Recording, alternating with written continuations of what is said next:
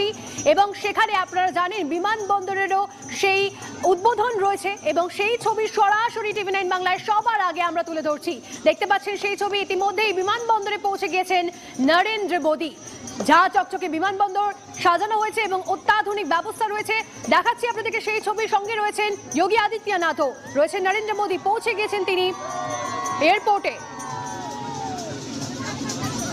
মহর্ষি বাল্মীকি বিমানবন্দরে পৌঁছে গিয়েছেন নরেন্দ্র মোদী। ইতিমধ্যেই সেই ছবি সরাসরি আপনাদেরকে দেখাচ্ছি টিভি 9 বাংলা এক্সক্লুসিভলি। সকাল থেকে রামনগরীতে আমাদের নজর রয়েছে, কারণ সেই রামনগরী সেজে উঠেছে আজ।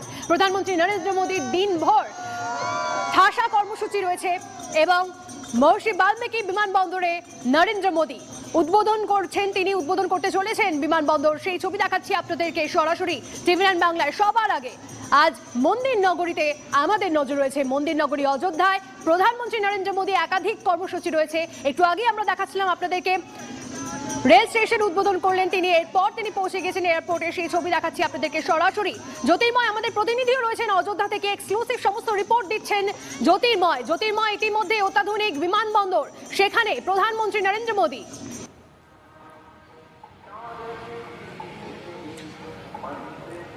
দেখো, যে চেষ্টাটা বারবার ধরে করা হচ্ছে, যে কথা আমরা বারবার ধরে বলছি, যে শুধুমাত্র মন্দির নয়, মন্দিরকে ঘিরে সামগ্রিকভাবে একটা প্রাচীন জনপদকে কিভাবে রাতারাতি পরিবর্তন করা হয়েছে। অর্থাৎ শুধুমাত্র হিন্দুত্বের সেন্টিমেন্ট নয়, আগামী দিনের লোকসভা নির্বাচনে ডেভেলপমেন্ট যে অত্যন্ত বড় হাতিয়ার, তা কিন্তু এই অযোধ্যাকে কার্যত পরীক্ষামূলকভাবে কিন্তু ব্যবহার করে তা বিজেপি বা নরেন্দ্র মোদীর সরকার স্পষ্টভাবে তারা বুঝিয়ে দিল।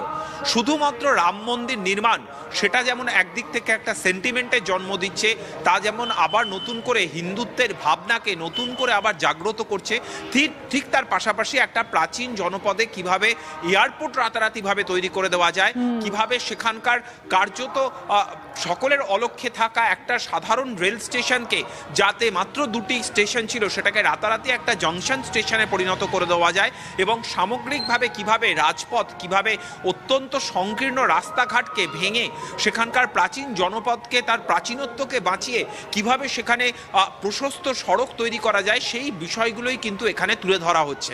এবং প্রধানমন্ত্রী নরেন্দ্র মোদীর আজকের এই রোড শোর মূল লক্ষ্যটাই ছিল এটা, যে সামগ্রিক পরিকাঠামোগত উন্নয়ন কিভাবে হয়েছে সেই বিষয়টিকে তুলে ধরা। 22শে জানুয়ারি 2024 মূল অনুষ্ঠান, রাম মন্দিরের উদ্বোধন, রাম মন্দিরের অভ্যন্তরে রামলালার প্রাণ প্রতিষ্ঠা। কিন্তু তার ঠিক কার্যত এক মাস আগে আজকের এই অনুষ্ঠান, এই রাম মন্দিরকে ঘিরে কি কি পরিকাঠামোগত পদক্ষেপ করা হয়েছে সেই বিষয়টা তুলে ধরাই কিন্তু মূল লক্ষ্য।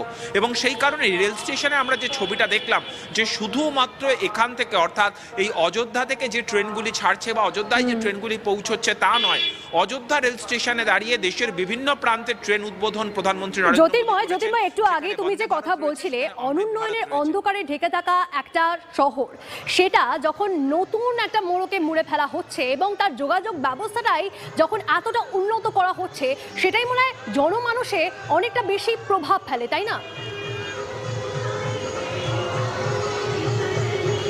একদমই। দেখো, এই উত্তরপ্রদেশ রাজনীতির মানচিত্র অত্যন্ত গুরুত্বপূর্ণ। বরাবরই বলা হয় যে দিল্লির মসনদের পথ এই উত্তরপ্রদেশ দিয়ে গিয়েছে। ভারতের রাজনীতিতে স্বাধীনতার পর থেকে যখনই যে রাজনৈতিক দল ক্ষমতা দখল করেছে, প্রথম শর্ত উত্তরপ্রদেশের মাটিতে তাকে সর্বাধিক আসন নিশ্চিত করতে হবে। ফলত বরাবরই বিজেপির রাজনীতির মূল ফোকাস ছিল এই উত্তরপ্রদেশ। প্রধানমন্ত্রী নরেন্দ্র মোদী, তিনি গুজরাটের মুখ্যমন্ত্রী ছিলেন এক সময়, তিনি সেই মুখ্যমন্ত্রী পদ থেকে যখন তিনি প্রধানমন্ত্রী পদপ্রার্থী হন, তিনি লড়াইয়ের জন্য বারাণসীকে বেছে নেন। এবার যখন 10 বছর পরে একটা যখন অ্যান্টি ইনকামবেন্সির হাওয়া কিছুটা হলেও বিরোধীরা তোলার চেষ্টা করছে, সেই সময় অযোধ্যাকে কিন্তু মূলত মূল কার্ড হিসেবে ব্যবহার করছেন প্রধানমন্ত্রী নরেন্দ্র মোদী। এবং সেক্ষেত্রে একটা বিষয় অবশ্যই গুরুত্বপূর্ণ, যে কথা আমরা বারবার ধরে বলছি, যে শুধুমাত্র হিন্দুত্বের সেন্টিমেন্ট নয়, ডেভেলপমেন্ট সেটা অত্যন্ত গুরুত্বপূর্ণ বিষয়। এবং সেই ডেভেলপমেন্টের ক্ষেত্রেও বেশ কিছু ধাপে ধাপে বার্তা রয়েছে। যখনই যে রাজ্যে কোনো প্রচার হয় আমরা দেখেছি যে সেই রাজ্যের প্রচারে যোগী আদিত্যনাথ অন্যতম গুরুত্বপূর্ণ মুখ থাকেন। অর্থাৎ পশ্চিমবঙ্গের বিধানসভা নির্বাচনের ক্ষেত্রে আমরা দেখেছি প্রধানমন্ত্রী নরেন্দ্র মোদী প্রচারে এসছেন, অমিত শাহ প্রচারে এসছেন, জেপি নাড্ডা প্রচারে এসছেন, কিন্তু চতুর্থ বড় নাম বরাবরই যোগী আদিত্যনাথ। যেখানেই বিরোধী শাসিত রাজ্যে প্রচার সেখানে যোগী আদিত্যনাথ অত্যন্ত গুরুত্বপূর্ণ মুখ। তার কারণ একটাই, ডাবল ইঞ্জিন সরকারের সাফল্য বা সার্থকতা কোন পর্যায়ে সেটা তুলে ধরার জন্য এই উত্তরপ্রদেশকে মডেল হিসেবে তুলে ধরা, এবং সেই লক্ষ্যেই কিন্তু বিজেপি কাজ করে যাচ্ছে।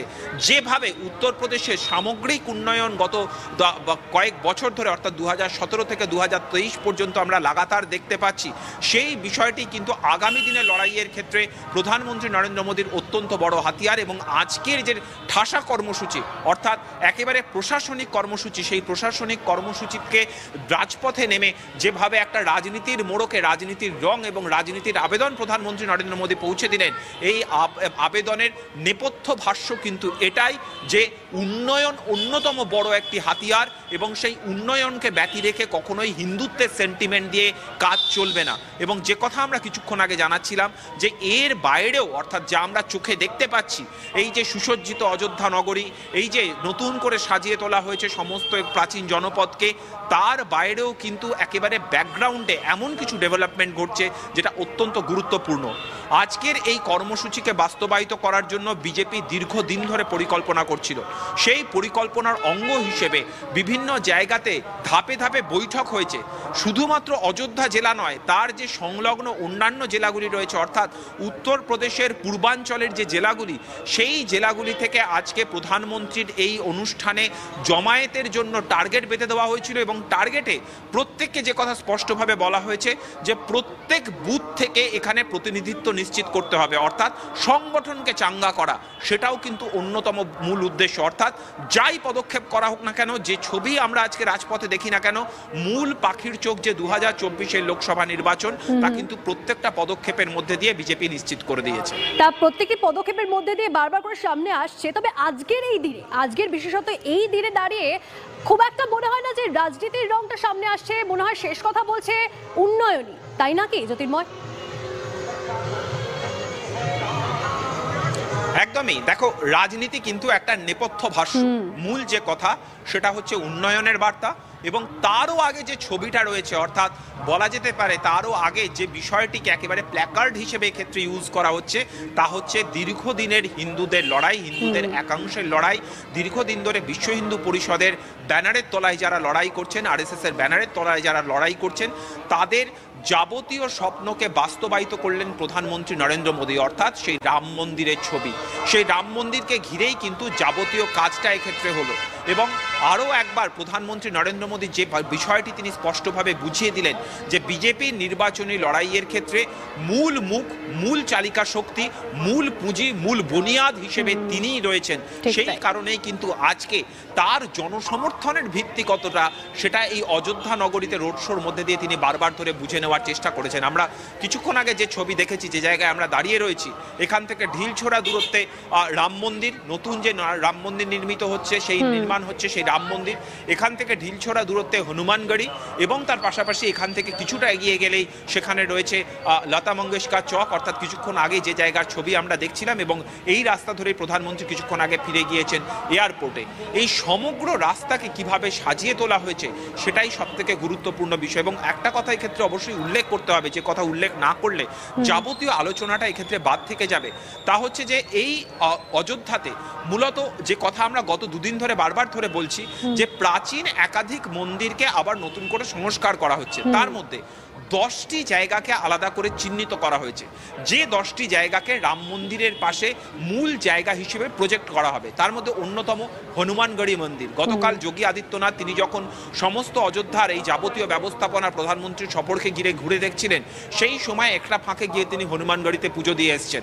রাম মন্দিরের পরে যে জায়গা এই অযোধ্যায় সব থেকে বেশি মানুষ ভিজিট করেন তা হচ্ছে এই হনুমানগড়ি মন্দির, অত্যন্ত প্রাচীন একটি মন্দির।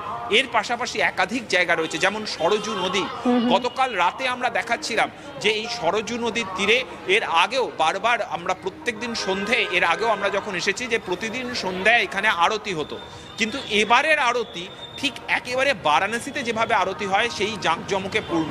ঠিক তাই। যে মুহূর্তে আরতি শেষ হচ্ছে সেই মুহূর্তে সরজু তীরে লাইট অ্যান্ড সাউন্ড শো শুরু Laser হচ্ছে। show, মূল লক্ষ্য একটাই, পর্যটনের মানচিত্রে যদি এই অযোধ্যাকে তুলে ধরতে হয় শুধুমাত্র মন্দির দিয়ে হবে না, শুধুমাত্র ভক্ত সমাগম দিয়ে হবে না, কিন্তু তার আন্তর্জাতিক মানের ব্যবস্থাপনা দরকার, আরো একাধিক উপযোগী ব্যবস্থাপনা দরকার। জ্যোতির্ময় সেই জ্যোতির্ময় কাজটাই আরো একটা এখানে প্রশ্ন, প্রতিটা মুহূর্তে দেখো হচ্ছে। এই রামনগরীতে আমরা যখন দেখছি আনাচে কানাচে রামের ছোঁয়া, তখন সেখানে দাঁড়িয়ে মহর্ষি বাল্মীকি বিমানবন্দর, এই যে নামকরণটা বিমানবন্দরের নামকরণটা, সেখানে আমরা দেখছি মহর্ষি বাল্মীকির নামে এই বিমানবন্দরের নামকরণ করা হলো। এর নেপথ্য কারণটা তুমি আরো ভালোভাবে বলতে পারবে? দেখো, এক্ষেত্রেও কিন্তু উত্তরপ্রদেশের রাজনীতির যে একেবারে জটিল সমীকরণ, সেই সমীকরণকে মাথায় রেখেই করা হয়েছে। প্রথমে যখন ঘোষণা করা হয়েছিল যে এই বিমানবন্দরের নাম কি হবে, প্রথম জানানো হয়েছিল যে শ্রীরাম ইন্টারন্যাশনাল এয়ারপোর্ট হিসেবে এই বিমানবন্দর পরিচিত থাকবে, কিন্তু গত 72 ঘন্টা আগে হঠাৎ করে এই বিমানবন্দরের নাম পাল্টে দেওয়া হয়, মহর্ষি বাল্মীকি ইন্টারন্যাশনাল এয়ারপোর্ট হিসেবে এই বিমানবন্দরের নাম ঘোষণা করা হয়। কেন? তার